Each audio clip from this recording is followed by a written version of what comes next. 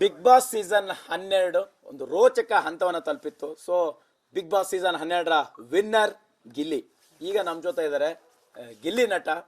ಇಲ್ಲಿಂದ ಒಂದು ಲೆಕ್ಕ ಆದರೆ ಇನ್ಮೇಲೆ ಇನ್ನೊಂದು ಲೆಕ್ಕ. ಎಸ್, ಅವರ ಫಸ್ಟ್ ರಿಯಾಕ್ಷನ್. ಗಿಲ್ಲಿಯವರ ಹೇಗೆ ಅನ್ನಿಸ್ತಿದೆ ಈ ಜರ್ನಿ? ವಿನ್ನರ್ ಆಗಿದ್ದೀರಿ, ಆ ಸಂಭ್ರಮದಲ್ಲಿದ್ದೀರಿ. ಫಸ್ಟ್ ರಿಯಾಕ್ಷನ್ ಅಣ್ಣ, ಈಗ ನೀವು ಹೇಳಿದ್ರಿ ಗೊತ್ತಾ, ಈಗ ಇಲ್ಲಿವರೆಗೂ ಒಂದು ಲೆಕ್ಕ, ಇಲ್ಲಿಂದ ಒಂದು ಲೆಕ್ಕ ಅಂತ. ಅದು ಸುದೀಪಣ್ಣ ಲೆಟ್ರು ಒಂದು ಆ್ಯಕ್ಟಿವಿಟಿ ಇರ್ತದೆ, ಲೆಟ್ರ್ ಬರ್ದು ಕಳಿಸ್ತಾರೆ ಸುದೀಪಣ್ಣ.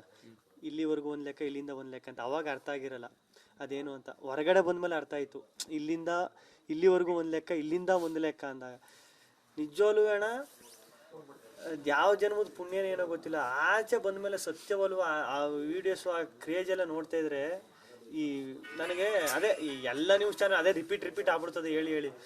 ನನಗೆ ಹಾಳಾದು ಅಳು ಬರೋದಿಲ್ಲ, ಅದೇ ಸಮಸ್ಯೆ. ಇಲ್ಲಿ ಬಂದು ಸಿಗಾಕಬಿಡ್ತದೆ. ಇಲ್ಲಿ ಹೇಳಬೇಕು, ಏನಾರು ಎಕ್ಸ್ಪ್ರೆಸ್ ಮಾಡ್ಕೋಬೇಕು ಅಂದಾಗ ಸತ್ಯವಲು ಈ ಥರ ನನ್ನ ತಾಯಣೋ ಅನ್ಕೊಂಡಿರಲ್ಲ ಕಣ. ಈ ಥರ ಎಲ್ಲ ಇರ್ತದೆ ಹೊರಗಡೆ ಬಂದಮೇಲೆ. ನಾವು ಒಳಗಡೆ ಏನೋ ಒಂದು ಮೆಂಟಾಲಿಟಿಲಿ ಒಂದು ಆಟ, ಒಂದು ಫ್ಲೋಲ್ ಆಡ್ಕೊಬೈತಾ ಇರ್ತೀವಿ. ಹೊರಗಡೆ ಈ ಥರ ಎಲ್ಲ ಸೃಷ್ಟಿಯಾಗಿ ಇಷ್ಟು ಜನ ಪ್ರೀತಿಸೋರು ನಮಗೆ ಸಿಗ್ತಾರೆ, ಇಷ್ಟು ಜನ ನಮ್ಮನ್ನು ಪ್ರೀತಿಸ್ತಾರೆ ಅಂತ ಗೊತ್ತಾದಾಗ ನೀವು ನಂಬ್ತಿರೋ ಬಿಡ್ತೀರಿ. ಈಗಲೂ ನಾನು ಆಟ್ಬಿಟ್ಟು ಡಗ ಅಂತ ಬುಡ್ಕತ್ತೇನೆ. ನಾನು ಅವಾಗ ಚೂಟಿ ನೋಡ್ಕೊತಾ ಇರ್ತೀನಿ, ನಿಜನ ಸುಳ್ಳ ಅಂತ. ಅಷ್ಟು ಅಪ್ಪ ಮರೆಯೋಕ್ಕಾಗಲ್ಲ ಬಿಡ್ರಿ. ಎಸ್, ಆರಂಭದಲ್ಲಿ ಹೋಗೋವಾಗ ಒಂದು ಲೆಕ್ಕಾಚಾರ ಇರುತ್ತೆ, ಮನೆ ಒಳಗಡೆ ಏನೋ ಒಂದು ಕ್ಯಾಲ್ಕುಲೇಷನ್ ಇರುತ್ತೆ.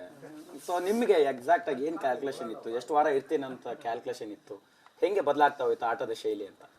ಅಣ್ಣ, ನಾನು ಫಸ್ಟು ಮನೆ ಬಿಗ್ ಬಾಸ್ ಅಂತ ಬಂದಾಗ ಫಸ್ಟು ನಾನೇ ಬಿಗ್ ಬಾಸ್ ಕಮಿಟ್ ಆದವನು. ಯಾವಾಗ ಗೊತ್ತಾ, ಬಿಗ್ ಬಾಸ್ ಸ್ಟಾರ್ಟ್ ಆಗಿದ್ದು 9ನೇ ತಿಂಗಳು, ನಾನು ಕಮಿಟ್ ಆಗಿದ್ದಾಗ ಗೊತ್ತಾ ಫೆಬ್ರವರಿಲಿ. ಅವಾಗಿಂದನೂ ಒಂದು ಡೌಟ್ ಇದ್ದೇ ಇತ್ತು ಅಣ್ಣ. ಈಗ ನಾನು ಬೇರೆ ರಿಯಾಲಿಟಿ ಶೋ ಎಲ್ಲ ಮಾಡ್ತಾ ಇದ್ದೆ, ಬೇರೆ ರಿಯಾಲಿಟಿ ಶೋ ಎಲ್ಲ ಮಾಡಿ ಒಂದು ಅನುಭವ ಆಗೈತೆ. ಈಗ ಕಾಮಿಡಿ ಶೋ ಅಂದ ತಕ್ಷಣ ಪ್ರಾಪರ್ ಕಾಮಿಡಿ. ಈಗ ಕಾಮಿಡಿ ಶೋ ಅಂದ ತಕ್ಷಣ ಎಲ್ಲರೂ ಕಾಮಿಡಿ ಮಾಡ್ತಾರೆ, ಅವ್ರಿಗಿಂತ ಚೆನ್ನಾಗಿ ನಾನು ಕಾಮಿಡಿ ಮಾಡಬೇಕು. ಡ್ಯಾನ್ಸ್ ಶೋ ಅಂದ ತಕ್ಷಣ ಎಲ್ಲರೂ ಡ್ಯಾನ್ಸ್ ಚೆನ್ನಾಗಿ ಮಾಡ್ತಾರೆ, ಅವ್ರಿಗಿಂತ ನಾನು ಚೆನ್ನಾಗಿ ಡ್ಯಾನ್ಸ್ ಮಾಡಬೇಕು. ಇದು ಮೈಂಡಲ್ಲಿ ಇರ್ತದೆ.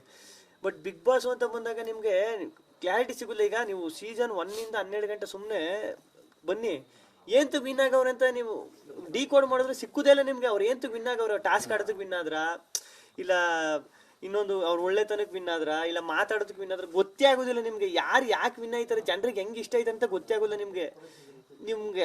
ಅದು ಕ್ಲಾರಿಟಿನೇ ಸಿಕ್ಕುದಿಲ್ಲ ನಿಮ್ಗೆ. ಅಂಥದ್ರಲ್ಲಿ ಬಿಗ್ ಬಾಸ್ ಶೋ ಈಗ ಒಂದು ಪ್ಲಾನ್ ಇಲ್ದೇನೆ, ಒಂದು ಏನು ಇಲ್ದೇನೆ ಸುಮ್ಮನೆ ಬ್ಲೈಂಡಾಗಿ ಹೋಗಿ, ಬ್ಲೈಂಡ್ ಶೋ ಅಂತ ಇರ್ತದೆ ಗೊತ್ತಾ, ಬ್ಲೈಂಡಾಗಿ ಹೋಗಿ ಶೋ ಮಾಡೋದೈತಲ್ಲ, ಸಿಕ್ಕಾಬಟ್ಟೆ ಅದು ರಿಸ್ಕ್. ನನಗೆ ಫಸ್ಟು ಸ್ಟಾರ್ಟಿಂಗು ಹೋಗ್ಬೇಕಾದ್ರೆ ಅನ್ಸಿದ್ವು ಅದೇ, ಇಲ್ಲಿವರೆಗೂ ಜನರ ಪ್ರೀತಿನ ಒಂದು ರೇಂಜಿಗೆ ಸಂಪಾದನೆ ಮಾಡೋನಿ, ಒಂದು ಅಷ್ಟು ಜನರ ಪ್ರೀತಿ ಸಂಪಾದನೆ ಮಾಡೋನಿ. ಒಳಗಡೆ ಬಿಗ್ ಬಾಸ್ ಒಳಗಡೆ ಹೋದಾಗ ಹೆಂಗೈತದೆ ಏನೋ ಗೊತ್ತಿಲ್ಲ, ನೆಗೆಟಿವ್ ಆಗ್ಬೋದು ಇಲ್ಲ ಪಾಸಿಟಿವ್ ಆಗ್ಬೋದು. ಯಾಕಂದರೆ ಒಳಗಡೆ ಇರ್ತೀನಿ ನಾನು. ಈಗ ರೆಗ್ಯುಲರ್ ಶೋಗಳಿಗೆ ಆ ಬಿಗ್ ಬಾಸ್ ಶೋಗೂ ಡಿಫ್ರೆನ್ಸ್ ಏನಂದರೆ, ಈಗ ನಾವು ಮಾಡೋ ರೆಗ್ಯುಲರ್ ಶೋ ಅಲ್ಲಿ ಹೆಂಗೆ ಅಂದರೆ ಹೊರಗಡೆನೇ ಇರ್ತೀವಿ. ವೀಕ್ಲಿ ಒಂದಿನ ಶೂಟ್ ಆಯ್ತದೆ, ಶನಿವಾರ ಭಾನುವಾರ ಟೆಲಿಕಾಸ್ಟ್ ಆಯ್ತದೆ. ಟೆಲಿಕಾಸ್ಟ್ ಆದ ತಕ್ಷಣ ನೋಡ್ತೀವಿ, ನೋಡ್ಬಿಟ್ಟು ಇಲ್ಲಿ ತಪ್ಪು ಮಾಡಿದ್ದೀನಿ, ಇದು ಮಾಡಬಾರ್ದು, ನೆಕ್ಸ್ಟ್ ವಾರ ಅಂತ ಕರೆಕ್ಷನ್ ಮಾಡ್ಕೊತೀವಿ. ಬಿಗ್ ಬಾಸ್ ಹಂಗಲ್ಲ. ನೀನು 100-120 ದಿನ ನೀನು ಏನು ಆಡ್ತೀಯ ಅದೇ ಆಟ. ನೀನು ರಾಂಗ್ ಆಗಿರ್ಬೋದು, ರೈಟ್ ಆಗಿರ್ಬೋದು, ನೀನು ಏನು ರೈಟ್ ಅನ್ಕ ಆಡ್ತೀಯ ಅದೇ ಆಟ.